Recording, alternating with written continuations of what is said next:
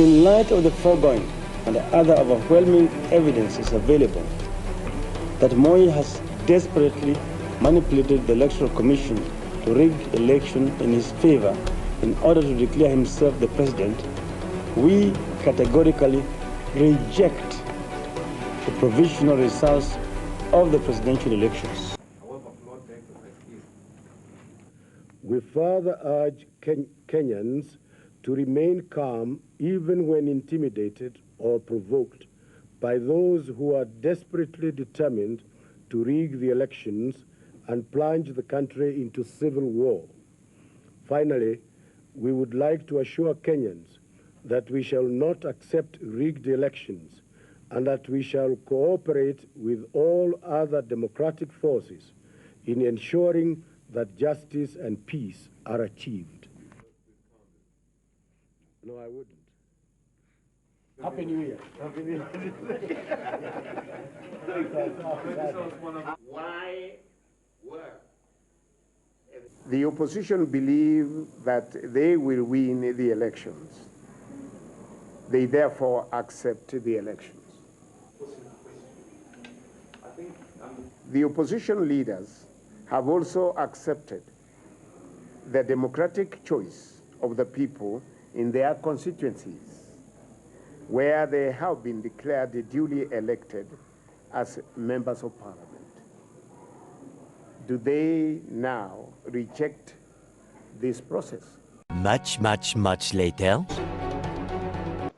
And therefore us that this current exercise and impasse can only be resolved through a national recount in Nairobi under the full glare of media watchfulness and the involvement of election observers. Only such a process will assure Kenyans that this was a credible election. Finally, I wish to appeal to President Mwai Kibaki to acknowledge and respect the will of the people of Kenya and honorably concede defeat. It is clear that the constitutionally sanctioned process of electing a new set of leaders to take us to the next level has been thwarted by another tainted election. We will therefore shortly move to court to challenge the outcome that the IEBC announced a few hours ago. We want to appeal to all Kenyans to respect the rule of law and the Constitution of which they are so proud. Let the Supreme Court determine whether the result announced by the IEBC is a lawful one.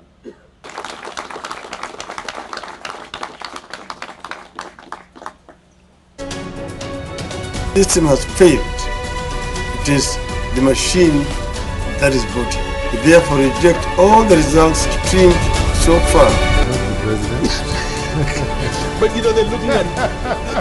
He's not going to be president. Does Raila know how to run a country? He doesn't know how to run ODM. He doesn't know how to run any of his counties. He doesn't know how to run anything. Has he run anything successfully? How is he going to run a country? This man cannot run. Ladies and gentlemen, this is about the declaration of illegal results for the subject of this press conference. You will have heard from our representatives at the Bomas of Kenya. So this statement is subsequent to what our representatives at Bomas of Kenya have said. The NASA coalition is concerned about the fact that the IBC has been streaming results from around the country which are not supported by Form 334A as is strictly required by the law. To resolve this issue, the National Coalition has held a meeting with the IBC during which the IBC acknowledged the fact that the results as displayed are based only on keyed-in results that are not supported by any evidence of the tally of votes. A clean, credible process will by now have a dashboard showing all tallies from all constituencies to add to a sum total so that the country can know which part of the country has been counted and what the votes are. What is going on right now is a sham and a total disregard of Section 39 of the Elections Act, which requires the IBC to stream all Forms 34s on the public portal. As we stand, not a single Form 34 has been streamed. What we are getting are text results that are not provided for under Section 39. The Form 34s are not supposed to come after the results. They are supposed to accompany the results. 1 hour ago, the commissioners called for a meeting of all parties where these matters were raised. The IBC ICT consultants disclosed that it would take 8 hours to open email accounts for parties to be able to receive Form 34As. In the meantime, the inaccurate and illegal text results keep streaming. The system has failed. It is the machine that is voting. IBC has just said that no parties have disputed the results. How do parties dispute results which they do not even know their origins? Only Form 34A discloses the origins of the results. We therefore reject all the results streamed so far and demand that the IBC produces Form 34As from all the polling stations before any further results are announced. End of the statement.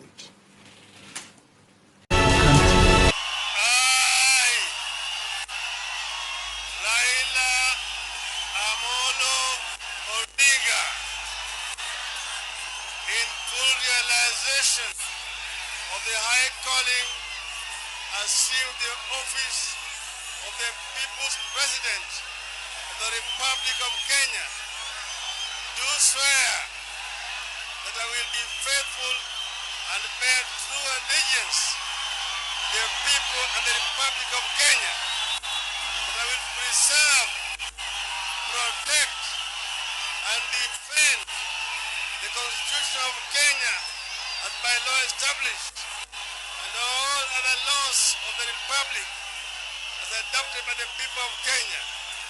That I will protect, uphold sovereignty, integrity, and dignity of the people of Kenya. So help me God.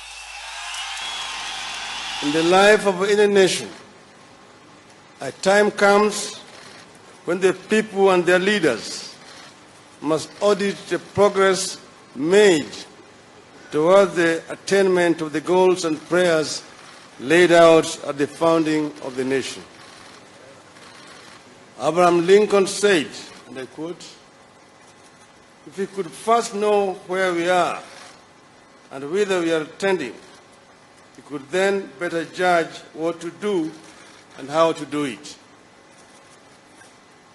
When such time comes, the leaders entrusted to secure the goals, in our case, justice, unity, peace, liberty, and prosperity for all, have a duty to reflect on their performance in the search for these hallowed goals. Such a time has come for Kenya. Throughout our independent history, we have had doubts on how we have conducted our affairs in the face of growing divide along ethnic, religious, and political lines.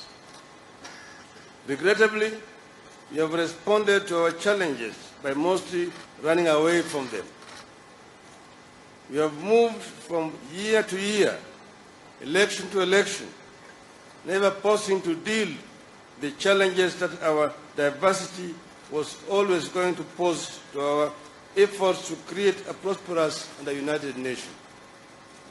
In the past, you have given a lot of attention to institutional reforms in the hope that this could lift us to the next level of nationhood and make us a blessed land. We must be courageous enough to admit that it has not worked. The time has come for us to confront and resolve our differences. My brother and myself have therefore come together today to say this dissent stops here. We must deal with all the irregularities which were committed, beginning with the people who committed them and also rectifying those irregularities. One was, in terms of transmission. There was no problem at the polling station, the counting. But we had a problem with the transmission of results from the polling station to the constituency tallying center and to the national tallying center. And then the other one is from the constituency tallying center to the national tallying center. Those days where there was a problem, that's from 34As and 34Bs. And then there was also a problem in terms of the personnel who were employed to conduct these elections, as presiding officers, as returning officers, and some of them at the national tallying center. So we want all that to be investigated and remedial action taken so that these same people who committed this crime are not allowed to be in charge of these first elections. So we said, our view, we had proposed, if we had a meeting, we were going to propose to them 24th or 31st of October. But that is subject to those conditions being met.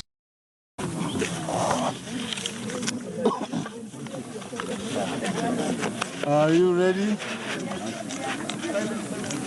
Order. Everybody, order.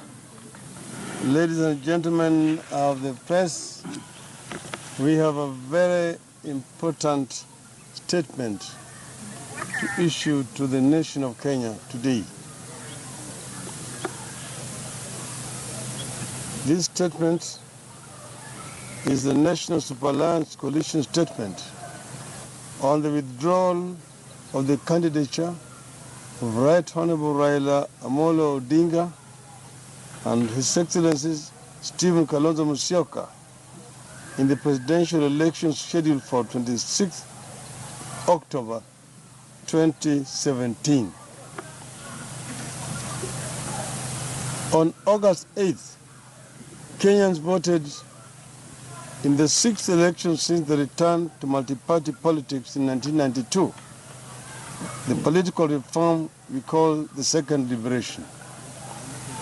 As is customary, voting went very smoothly.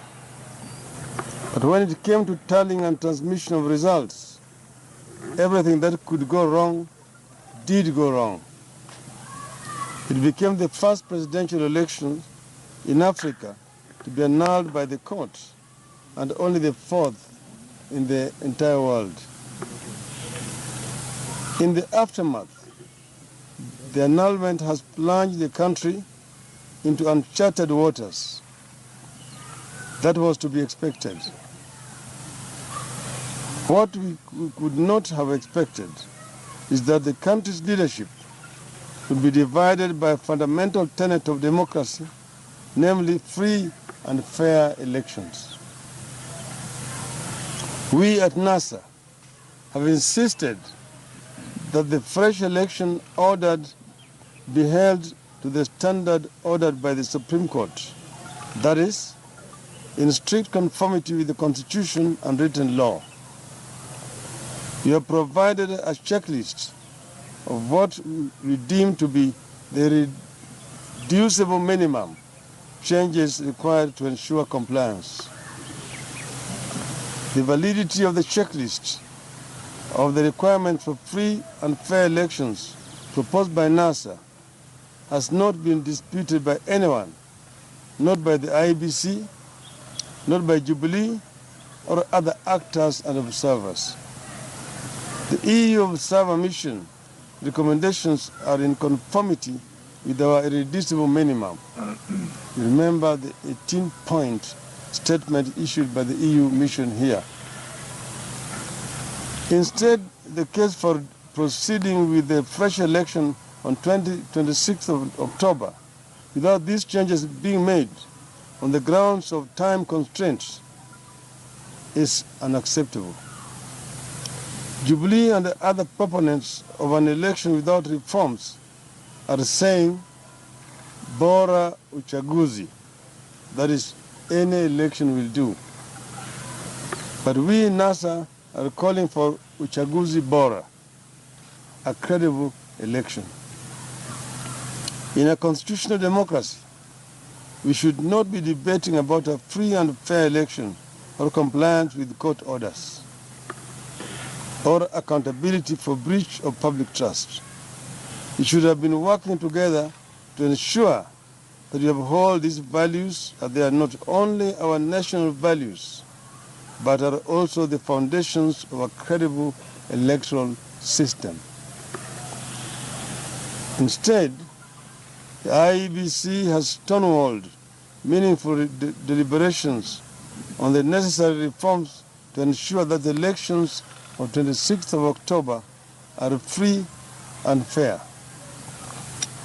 It has wasted valuable time engaging in public relations exercises intended to create the illusion of motion without any movement.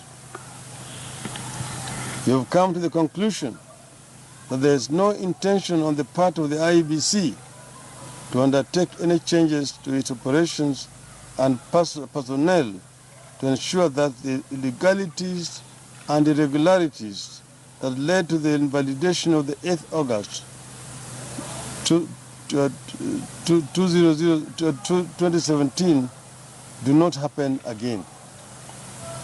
All indications are that the election scheduled for 26th of October will be worse than the previous one.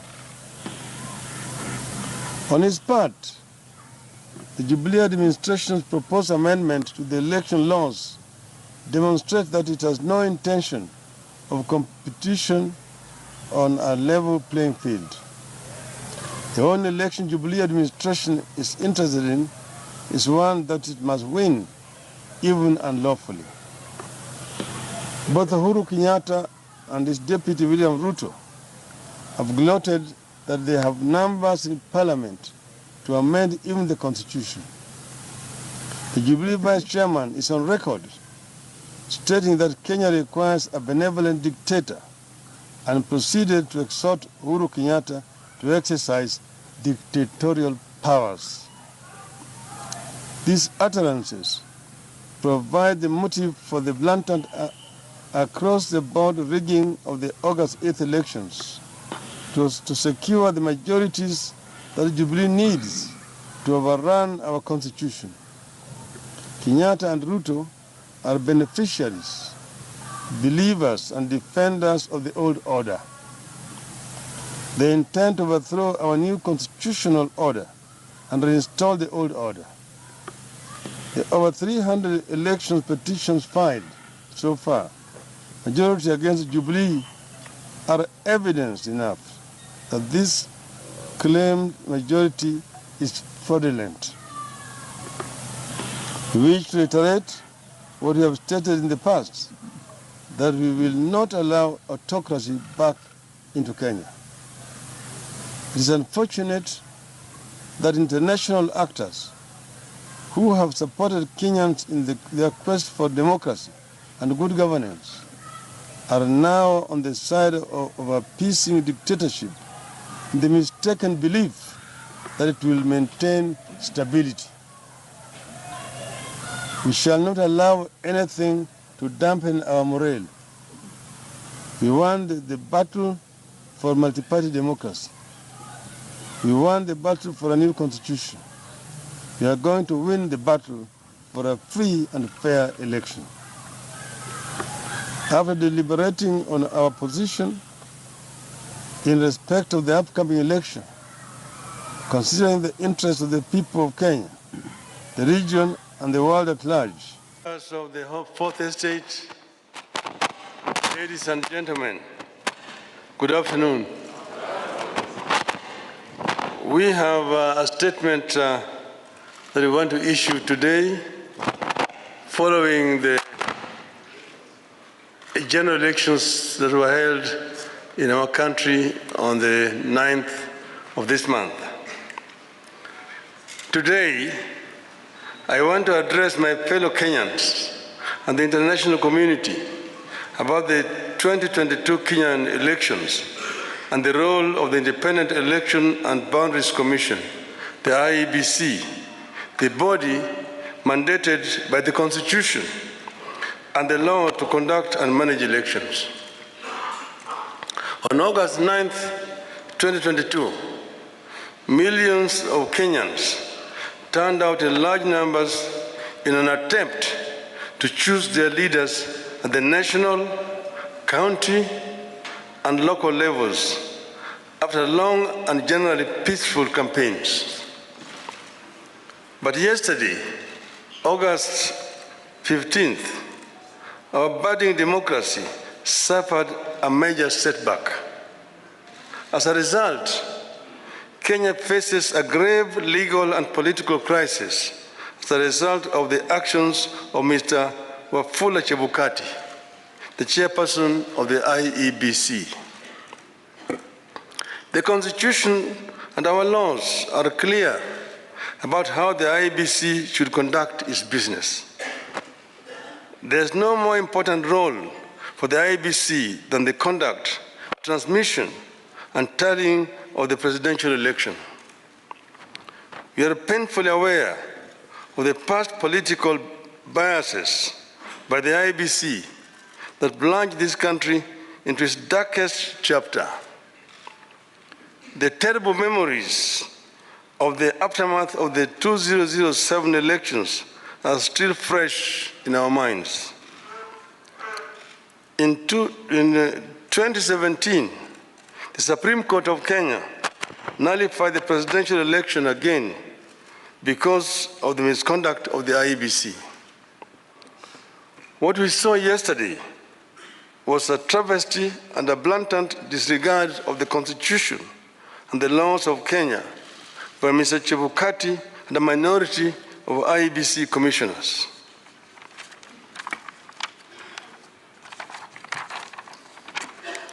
The law is clear on the role of the chairperson of the IEBC.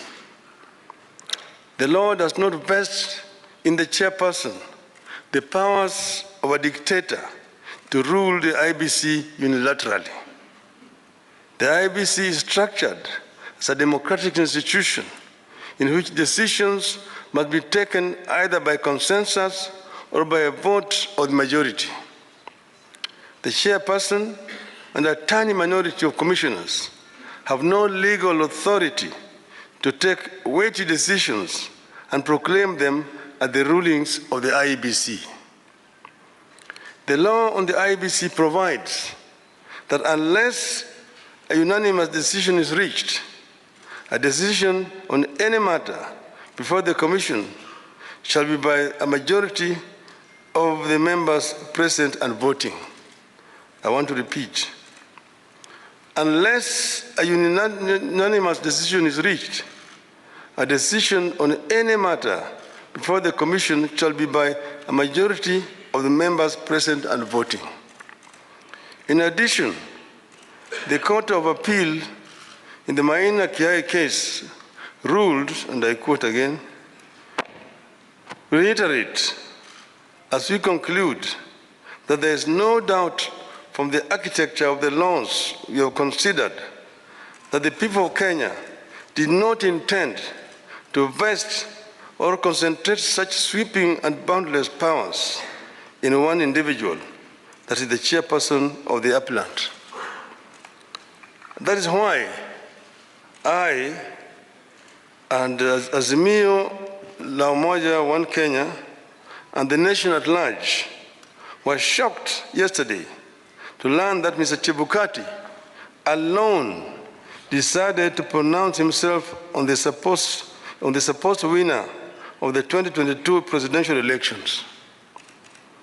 We understand that only Mr. Chebukati alone had access to the tally of the presidential vote.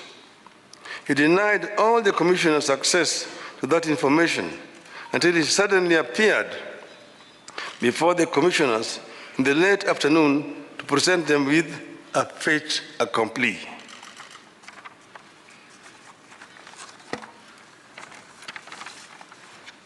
Barely 2 hours before his announcement, Mr. Chebukati called a meeting of the IEBC and revealed to them the different results he was going to announce. 4 of the 7 protested Mr. Chebukati's actions. But Mr. Chebukati, whose mind appeared made up, did not entertain any discussion of the results, precipitating a walkout by a majority of the commissioners, who promptly denounced the results at a press conference. We know what happened next. A majority of the commissioners walked out and held a press conference where they denounced the results. Our view in Azimio is clear. The figures announced by Mr. Chebukati are null and void.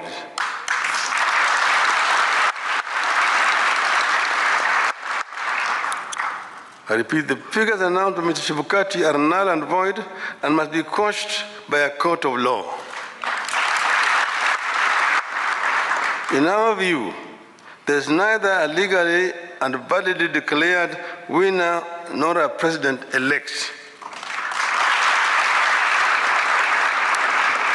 Mr. Chebukati's announcement purporting to announce a winner is a nullity.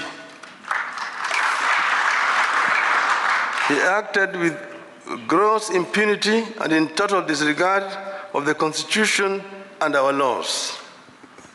He could have plunged our country into chaos had our supporters not exercised great restraint. Such blatant acts of impunity can be a threat to the security of our country. It is not up to us to decide whether Mr. Chebukati has committed an offense. We leave that determination to the appropriate authorities. But for avoidance of doubt, I want to repeat that we totally and without reservations reject the presidential results announced yesterday by Mr. Chebukati.